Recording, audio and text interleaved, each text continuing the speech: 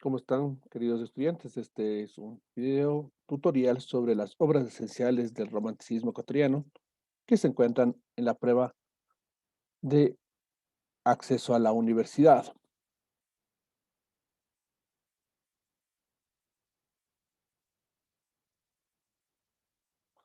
En los últimos exámenes tomados por el CENESID han sido tomadas en cuenta reseñas de obras ecuatorianas, pero estas obras son aquellas que se han considerado esenciales dentro de cada una de las épocas de las escuelas literarias.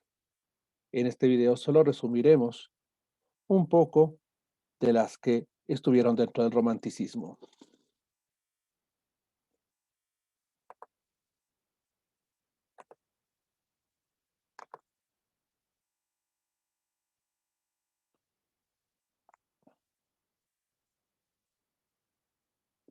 Canto Bolívar o La Victoria de Junín, escrita por José Joaquín de Olmedo. Esta sería la primera, ya que una de las características del romanticismo en el Ecuador tiene que ver con el nacionalismo. Y esta es la obra que en este caso inspira la independencia del Ecuador en un primer momento. José Joaquín de Olmedo vivió la época de la independencia, fue parte del 9 de octubre de 1820 en Guayaquil y también estuvo presente en la Gran Colombia y después fue parte de los gobiernos posteriores a Juan José Flores. Esto hizo que obviamente su obra tenga una, una destacada caracterización en lo que se refiere a esa parte eh, del romanticismo que nosotros conocemos con característica nacionalismo, propio de lo que pasó con la Revolución Francesa, que también la vivió José Eugenio de Olmedo, porque estuvo en Europa. La Victoria de Junín o Canto a Bolívar es considerado nuestro poema épico, en donde el héroe, que normalmente se da en los poemas épicos de la Iliada o la Odisea, no es un semidios, sino es el mismo Bolívar. Y la diferencia también está en que son un solo canto, no varios cantos, como está expresado en los poemas épicos, tanto de Grecia como los de Roma, ni en este caso ni el de Dante Alighieri, pero sí se podría considerar nuestro poema épico por el contenido que tiene. Estos versos, estos 8 primeros versos siempre han sido utilizados para algunos exámenes y los podemos leer. El trueno horrendo del fragor revienta y el sol retumbado se dilata por la inflamada esfera.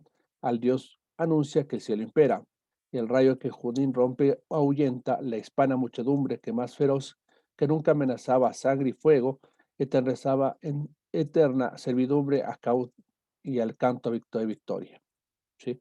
Entonces, en este poema se refleja, en este caso, cómo sucumbieron los españoles y cómo el ejército gran colombino ayudó en este caso a la independencia de Ecuador. Lo pasado después ya es historia.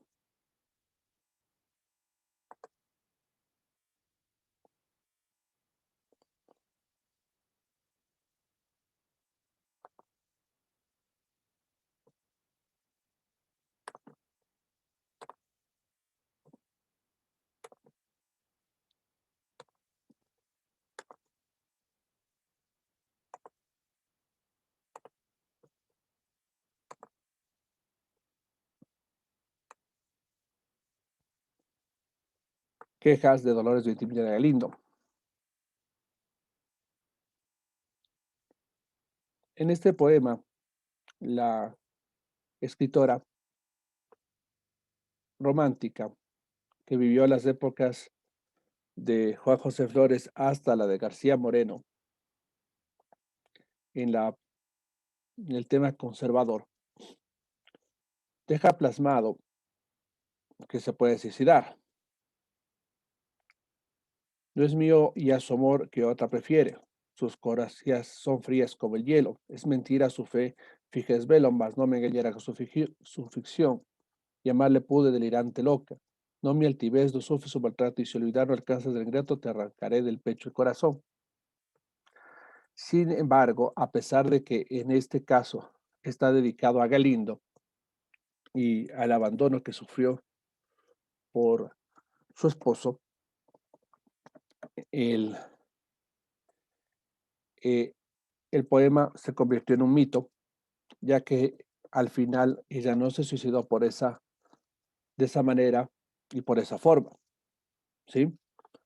Ella, después de ser abandonada, fue tratada de muy mala manera en Cuenca, donde vivió, por los conservadores que le llegaron a tratar como si fuera eh, una mujer de la vida fácil,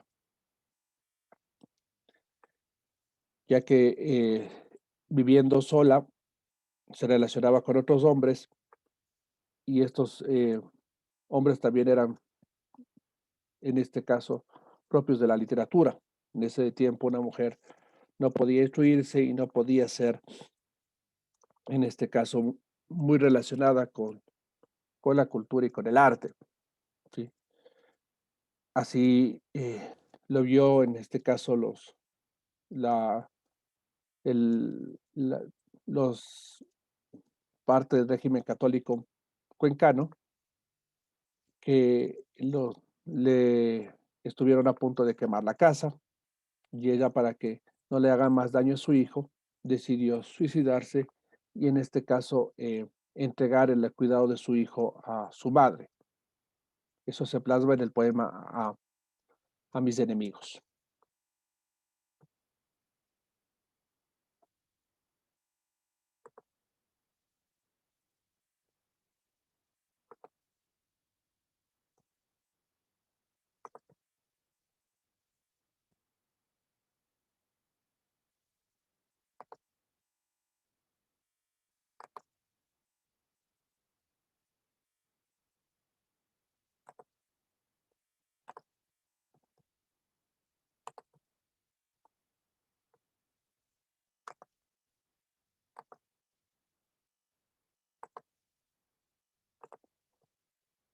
Hemos ya pasado por la épica y por la lírica, vamos a algo de prosa narrativa.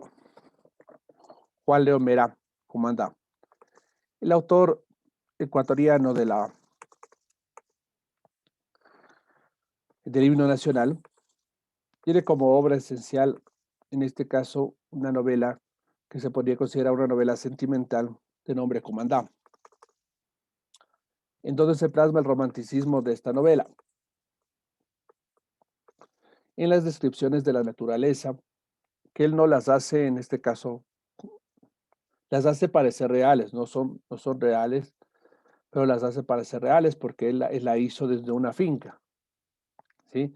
Pero como una de las características del romanticismo es la descripción de la belleza natural, entonces aquí se plasma eso en los primeros capítulos. El monte Tungurahua, de hermosa figura crónica de cumbre, siempre blanca, parece haber arrojado en la mano de Dios sobre la cadena oriental de los Andes, la cual, hendida en terrible golpe, le ha dado ancho asiento al fondo de las entrañas, en sus profundidades a los pies del coloso, que no obstante su situación mide de 5.087 metros de altura sobre el mar, se forma el río Pastaza de la Unión de Patate, que riega de la provincia que lleva el nombre de aquella gran montaña, y del Chambo, que después de recorrer gran parte de la provincia de Chimborazo, se precipita furioso al trono sonador su cauce de lava y mezquita. ¿Sí? Entonces se plasma el oriente en gran parte del libro y la novela. Esta es una historia sentimental en la cual Carlos, hijo de Domingo, Domingo es en este caso, un padre católico que siempre va de misionero a la selva, en una de sus viajes lleva a su hijo Carlos. Eh,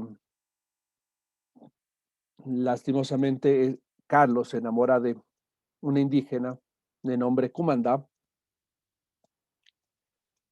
pero no puede, en este caso, realizar su amor por las costumbres y la cultura.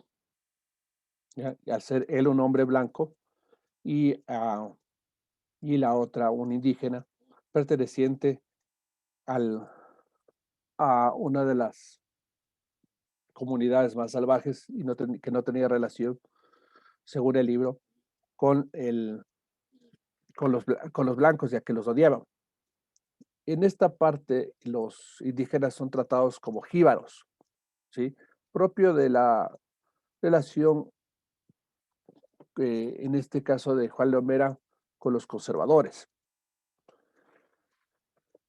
Al final de la historia, eh, se descubre que Domingo también había tenido una hija con una indígena y en este caso era comandada. Y por eso descubrieron que también su amor fue imposible y uno de los dos muere. Obviamente también dentro de la historia se narra cómo Kumanda es entregada a uno de los guerreros, Yaguar Maki, para salvar su honor, ¿sí? Y algunas de las costumbres dadas en el Oriente.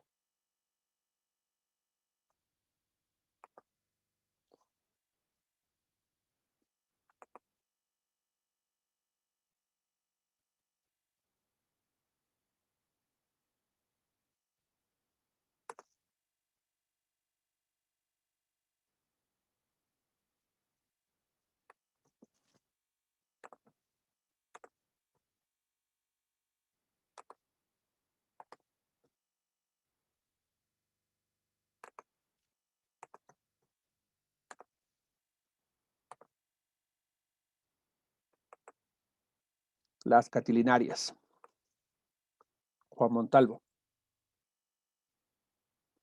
El nombre de este ensayo o de esta serie de ensayos críticas a, en este caso, especialmente a dos gobiernos conservadores, viene de las catilinarias de Cicerón. Cicerón es un orador del tiempo romano, fue un orador del tiempo romano que al defender a Catalina en frente a un congreso, realizó un discurso muy poderoso políticamente y ahí se llamó ese discurso las catilinarias. Asimismo, retomó esa misma idea Juan Montalvo y le puso a estos ensayos, que en este caso sería la prosa didáctica del, del romanticismo ecuatoriano, el, las catilinarias. A los dos gobiernos que criticó especialmente fue al de Ventimilla, en este caso, a Ignacio de Ventimilla, y al gobierno de García Moreno. En este también se ve tratada lo que se conoce como prosa satírica o crítica constructiva, ¿no? Que se dieron a estos gobiernos, ¿no? Los pueblos que viven dentro de la jurisdicción, desde las infaustas, sean grandes o pequeños, tienen la facultad de atraer sobre sí vista de las demás naciones, el poder, las lágrimas y el secreto de la naturaleza y la desgracia del título de consideración para saben coronarse de ella y de resplandecer las virtudes. Llora mujer y vencerás, dice el refrán. Harto ha llorado Polonia y está llorando todavía, sin esperanza de redención, ni más consuelo que lástima del mundo, que a su vez llora la suerte de un pueblo ilustre. ¿Sí? Entonces, así es como escribe Juan Montalvo esta serie de tratados y esta serie de críticas, ¿no? Después, la palabra catedrarios fue tomada como la palabra como sinónimo de crítica, igual, o igual que la palabra filípica, ¿no?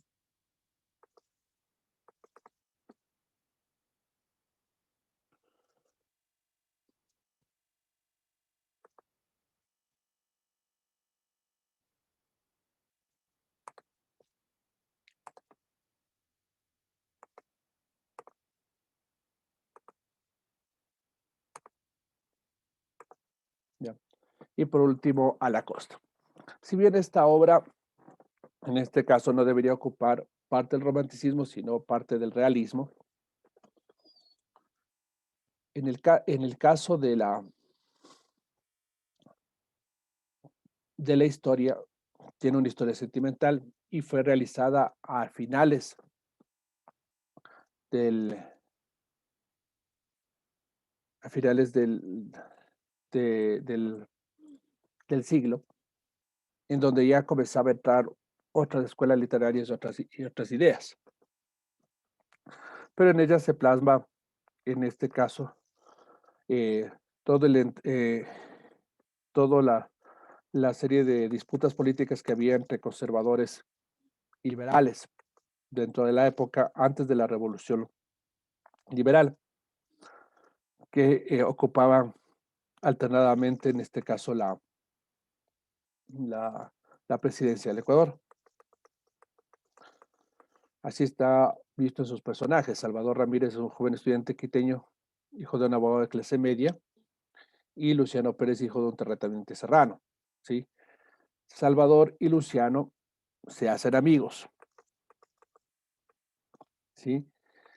Pero entre ellos aparece en este caso el, el amor por Mariana, ¿sí? Y esto hace que después se separen. ¿No? Dice don Jacinto Ramírez y doña Camila eran padres de Salvador, del carácter manso y pasivo. Su hermana Mariana era el reverso de su hermano, ambos criados de la moral católica. La amiga más íntima de doña Camilo, de Rosaura Valle, vieja solterona, de la figura repulsiva de las dificultades de enemiga de la extrema belleza, a ser de la juventud, acababa de los malos retratos de la vida. Entonces Salvador ya conoce en la universidad a Luciano, Luciano con quien hizo la primera única amistad de la vida. Luciano pronto en su corazón joven sintió el nacimiento de la verdadera pasión por Mariana. El instante le advirtió que Mariana también lo amaba. Ambos, persuadidos de su mutuo cariño con todo, nunca pudieron tener una conversación a solas en la que pudieran decirse que ambos sentían que eran amantes de gozosos. Así estaban las cosas cuando la Beata hizo la denuncia de las pretensiones de Luciano hacia Mariana. Entonces, se da entre en este caso, este conflicto sentimental, pero se cruza mucho con la vida y por eso se llama la costa y la forma de hablar de los personajes de la agricultura costeña. Antes, en este caso, los liberales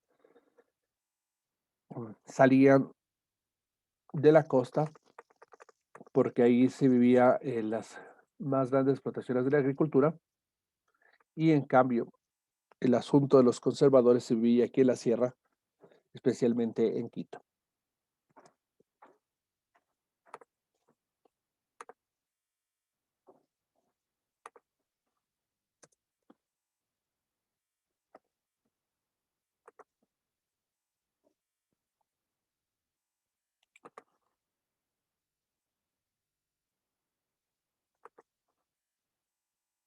La que nos falta es la emancipada de Miguel Río Frío. Hemos tomado, en este caso, partes de las reseñas de forosdeecuador.es, en donde también pueden encontrar análisis de estas tres obras, si quieren aprender un poco más o si en algún momento, en este caso, quieren leerlas. ¿Ya?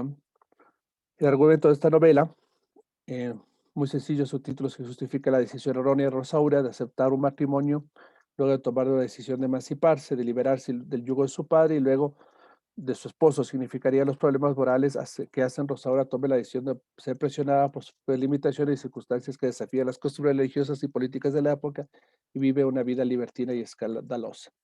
¿Mm?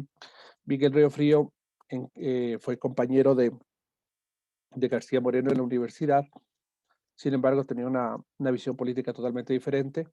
Él, en este caso, integró la Real Academia en su tiempo en el Ecuador y eso le ayudó a que Juan Lomera pueda eh, en, en este caso, publicar su obra.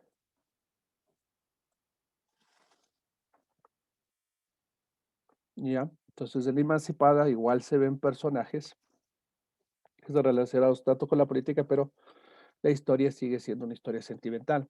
Rosaura, hija de Pedro, sujeta al capricho de su padre, casada, se casa obligada. Eduardo, eterno amor de Rosaura, quien luego se convierte en sacerdote. Don Pedro de Mendoza, padre de Rosaura, por ambición y codicia Rosaura casarse. El sacerdote prototipo, don Anselmo Aguirre, un campesino, terrateniente y esposo de don Pedro, cura, cogieron para Rosaura. Entonces, que una mujer se emancipe y busque su independencia era lo diferente que hacía esta obra de Miguel Riofrío.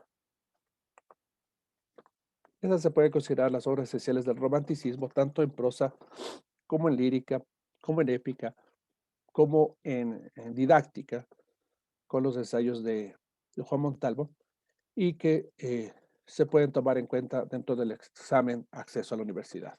Espero que este tutorial te haya servido para contestar el foro.